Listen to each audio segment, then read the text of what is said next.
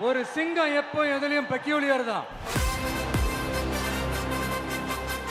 அப்படிப்பட்ட அந்த சிங்கம் வேட்டைக்கு மட்டும்தான் வெளியில வரும். உங்க விஜய் உயிர் என்ன வரனா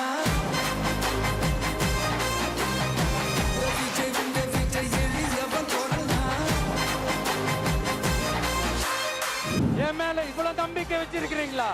பாத்துடலாம், ஒரு கை பாத்துடலாம்.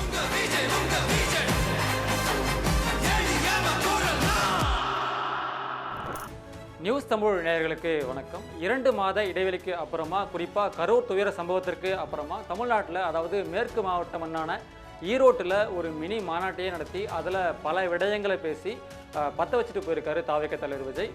30 நிமிடங்கள் அடங்கிய அந்த உரையில் தன் மீதான விமர்சனங்களுக்கு பதிலடி கொடுத்ததோட மறைந்த முதல்வர் ஜெயலலிதாவுடைய அரசியலையும் கையில் எடுத்திருக்காரு. இன்றைய விஜயோடைய ஈரோட்டு பேச்சை நம்ம கொஞ்சம் டீகோட் பண்ணலாமா? தாவேக்காவில் இணைஞ்ச செங்கோட்டையன் அடுத்த 20 நாட்களில் தன்னுடைய சொந்த மாவட்டமான ஈரோட்டுக்கு விஜயை அடைச்சி மிகப்பெரிய அளவில் கூட்டத்தை நடத்தி அனுபவம்னா என்ன அப்படின்னு எல்லோருக்குமே காட்டியிருக்காரு. சுமார் 16 ஏக்கர் பரப்பளவில் அமைஞ்ச கூட்டத்திடலில் தாவேக்கா தொண்டர்களும் பொதுமக்களும் நிரம்பி வழிய காலை 11:15 மணிக்கு கூட்டத்திடலுக்கு வந்து சேர்ந்தார் தாவேக்கா தலைவர் விஜய். விஜயுடைய பிரச்சார பேருந்தே மேடையாக நிற்க செங்கோட்டையன் பேச ஆரம்பித்தார். அதற்கு பிறகு தலைமை கழக நிர்வாகிகள் பேசி முடிக்க இறுதியாக வந்து பேசினார் விஜய். ஈரோட்டு மண்ணுக்கே உரிய மஞ்சள் விளைச்சல், அதை சந்தைப்படுத்தும் போது இருக்கக்கூடிய சவால்களை பேசிட்டு காளிங்கராயர் அணையையும் அதோடைய முக்கியத்துவத்தையும் பற்றி பேச ஆரம்பித்தார். மஞ்சளுடைய மகத்துவத்தை சிலாகிச்சு பேச தொடங்கி அடுத்த அரை மணி நேரத்திற்கு அவருடைய பேச்சு நீண்டது. செப்டம்பர் 13ஆம் தேதி மாவட்ட வாரியாக தமிழ்நாடு தழுவிய அளவில் பிரச்சாரத்தை தொடங்கின விஜய் அடுத்த 3 தேதிகளில் 6 மாவட்டங்களுக்கு பயணித்து ஒரு அலையையே உருவாக்கியிருந்தார். ஆனால் கரூர் கூட்ட நெரிசல் அதை எல்லாத்தையுமே முடக்கி போட 1 மாத மௌனத்துக்கு பிறகு சிறப்பு பொதுக்குழு, காஞ்சிபுரம் உள்ளரங்கு சந்திப்பு, புதுச்சேரி விசிட் அப்படின்னு பயணித்து இப்போது ஈரோட்டில் பேசியிருக்காரு. இங்கே நாம் கவனிக்க வேண்டிய விஷயமே, நீண்ட இடைவெளிக்கு பிறகு இன்றைய தின விஜயோடைய பேச்சில் ஆவேசம் அதிகமாகவே இருந்தது. சொன்னீங்களே செஞ்சீங்களா அப்படின்னு திமுகவுடைய தேர்தல் வாக்குறுதிகளை குறிப்பிட்டு கேள்வி எழுப்பின விஜய், சூழ்ச்சிகளை செஞ்சு தன்னை எப்படியாச்சும் காலி பண்ணிடலாம் அப்படின்னு ஒரு கூட்டம் நினைப்பதாகவும், தனக்கும் மக்களுக்குமான உறவு 33 வருஷத்துக்கு மேலானதுன்னு சொன்னார். என்ன பண்ணாலும் எல்லாத்தையும் விட்டுட்டு வந்திருக்க இந்த விஜயை மக்கள் கைவிட மாட்டாங்க அப்படின்னு நம்பிக்கையாக பேசின அடுத்த நொடியே, என்னப்பா நிற்பீங்க இல்லை அப்படின்னு கேட்டு, உங்களை நம்பித்தான் வந்திருக்கேன் அப்படின்னு சொல்ல ஒட்டுமொத்த கூட்டமும் டிவிகே அப்படின்னு ஆர்ப்பரித்தது. இதுக்கான ரிப்ளையாக வாழ்நாள் முழுக்க நன்றியோடு இருப்பேன் அப்படின்னு சொன்னார் விஜய்.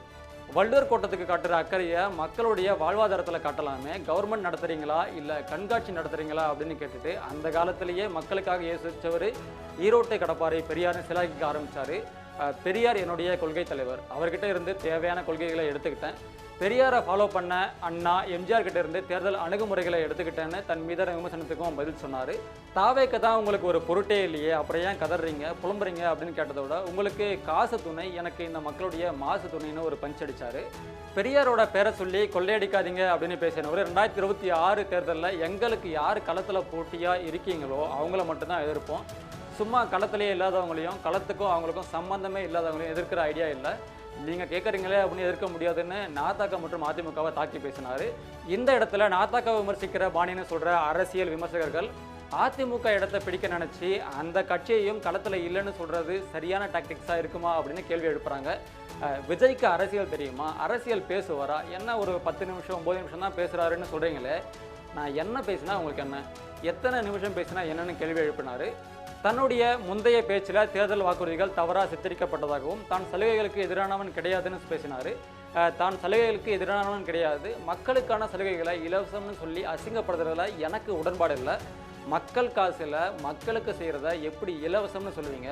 அப்படியே செஞ்சுட்டாலும் ஓசின்னு சொல்லி அசிங்கப்படுத்துறீங்க, என்ன கேட்க ஆள் இல்லைன்னு நினச்சிட்டிங்களா அப்படின்னு கேட்டுட்டு, ஏன் மக்கள் யாருக்கும் கீழே கிடையாது, கௌரவத்தோட வாழ மக்களுடைய வாழ்க்கை தரம் உயரணும், பொருளாதாரம் உயர்ந்தால் தான் வாழ்க்கை தரம் உயரும்னு சொல்லிட்டு மறைந்த முதலமைச்சர் ஜெயலலிதாவுடைய தீய சக்தி திமுக அப்படிங்கிற ஸ்டேட்மெண்ட்டை ரிப்பீட் மோடில் சொன்ன விஜய், தாவேக்கா ஒரு தூய சக்தி அப்படின்னு ஒரே போட்டார்.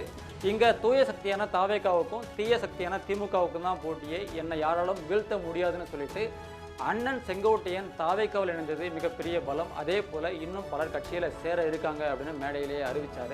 அதே போல் என் கேரக்டரை புரிஞ்சுக்கவே மாட்டீங்களே அப்படின்னு திருவண்ணாமலையில் இளைஞரணி மாநாட்டில் முதல்வர் பேசின விஷயத்தையும் குறிப்பிட்டு, நான் பேசினா சினிமா வசனம், நீங்கள் பேசினா அது சிலப்பதிகாரமா அப்படின்னு பதிலடியும் கொடுத்தாரு. என்னுடைய கேரக்டர் தான் நீங்கள் புரிஞ்சுக்கல, இது மக்களோட கேரக்டர், அதை புரிஞ்சுக்கோங்க சார் அப்படின்னு சொன்னதோட, நன்றி வணக்கங்க சார்னு ஒரு உற்சாக தோணியிலேயே முதல்வருக்கு சவால் விட்டு பேச்ச முடிச்சாரு விஜய். ஒட்டுமொத்தமாக தாவேக தலைவர் விஜயோடைய இந்த உரையை பொறுத்த வரைக்கும் திமுக மீதான விமர்சனத்தை கூர்மைப்படுத்தினதோட மீண்டும் சவால் விடும் தோரணையில் பேச ஆரம்பிச்சிருக்காரு. அதே சமயம் திருப்பரங்குன்றம் விஷயத்தை பற்றி பேசாமல் போனது பல கேள்விகளை எழுப்பியிருக்கு. அதோட பாஜகவை நேரடியாக தாக்கி பேசாததும், நான் தாக்காததுக்கு காரணம் 2026 காலத்தில் இருக்கவங்களை மட்டும்தான் எதிர்க்கிறேன் அப்படின்னு சொன்னதும் தந்திரமாக இருந்தாலும் பாஜகவை சாஃப்டாகவே அணுகிறாரு அப்படின்னு விமர்சனங்கள் எழுந்திருக்கு. ஒட்டுமொத்தமாக விஜயோடைய இன்றைய பேச்சு ஒரு பிளாஸ்ட் அப்படின்னு தான் சொல்லணும். இந்த பேச்சு குறித்து உங்களுடைய பார்வையை கமெண்ட்டில் பகிர்ந்துங்க. இதே போல் இன்னொரு தகவலோட உங்களை நாளைக்கு வந்து சந்திக்கிறேன். நன்றி, வணக்கம். மீண்டும் சந்திக்கும் வரை நன்றி, வணக்கங்க சார்.